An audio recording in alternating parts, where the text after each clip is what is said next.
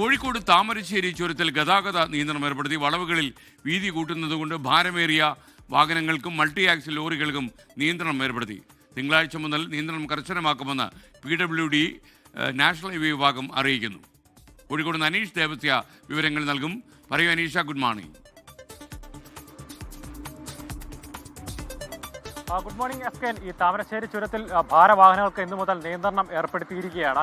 തിങ്കളാഴ്ച മുതൽ ഈ നിയന്ത്രണം കർശനമാക്കുമെന്നാണ് ഇപ്പോൾ അറിയിച്ചിരിക്കുന്നത്. ഈ താമരശ്ശേരി ചുരത്തിലെ 6, 7, 8 വളവുകൾ വീതി കൂട്ടുന്നതിന്റെ ഭാഗമായാണ് ഈ ഭാരവാഹനങ്ങൾക്കും അതുപോലെ മൾട്ടി ആക്സിൽ ലോറികൾക്കും നിയന്ത്രണം ഏർപ്പെടുത്തിയിരിക്കുന്നത്.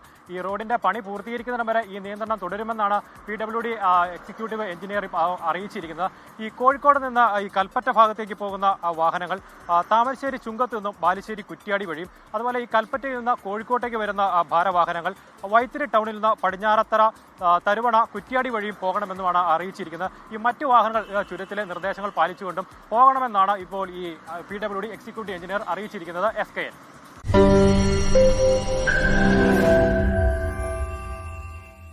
ലോകത്തെവിടെയായാലും ഏത് സമയത്തും 24 വാർത്തകളും ഓഗ്മെന്റഡ് റിയാലിറ്റി പാക്കേജുകളും എക്സ്പ്ലെയിനറുകളും വിശദമായി കാണാൻ ഞങ്ങളുടെ YouTube ചാനൽ നിങ്ങൾക്ക് സബ്സ്ക്രൈബ് ചെയ്യാം.